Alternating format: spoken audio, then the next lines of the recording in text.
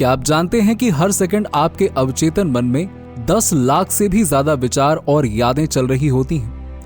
लेकिन इनमें से कितने विचार वास्तव में हमारे लिए फायदेमंद होते हैं और कौन से विचार अतीत से हैं जिसने हमारी मदद की है, हम अक्सर नहीं जानते।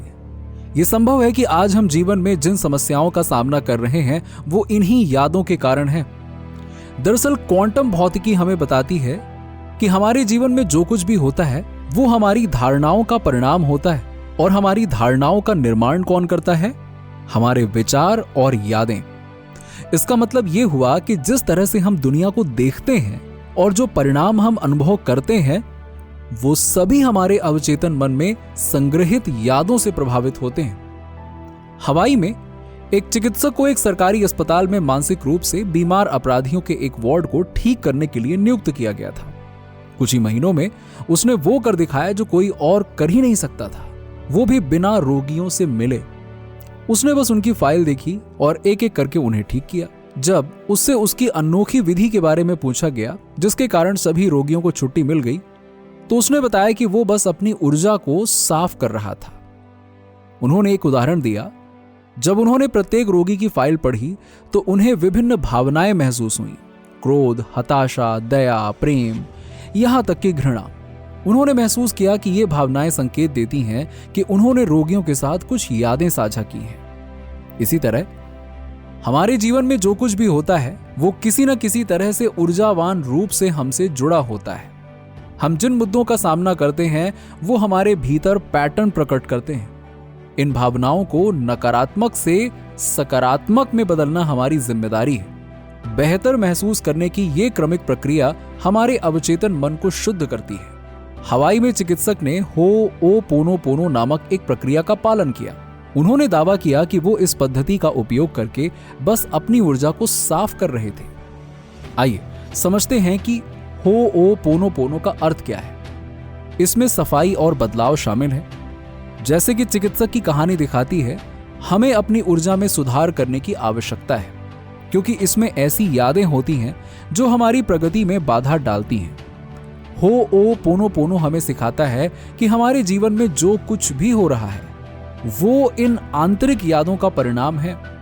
प्रत्येक समस्या हमें खुद को अधिक प्यार देना, घृणा और हताशा को दूर करना और अपराध बोध जैसे नकारात्मक गुणों को खत्म करना सिखाती है। ये हमें अपनी समस्याओं के माध्यम से जीवन को और अधिक प्यार करने के लिए प्रोत्साहित करता है।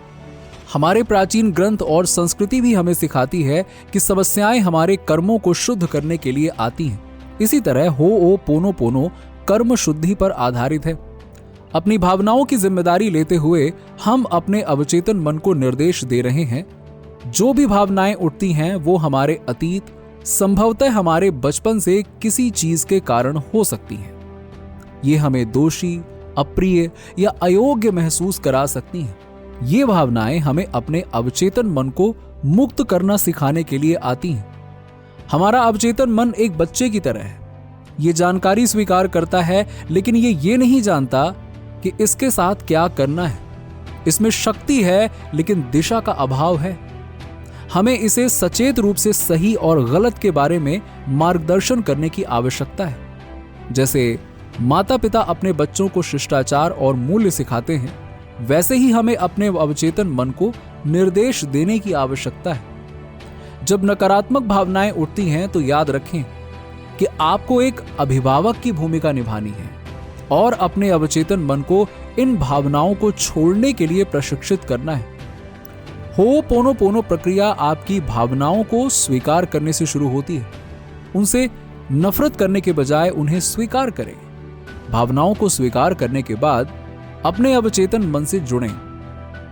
हम में से कई लोगों के पास अपने अवचेतन मन की कोई छवि नहीं होती है। एक सरल तरीका है बचपन की किसी तस्वीर को देखना और खुद को उस बच्चे की तरह सोचना।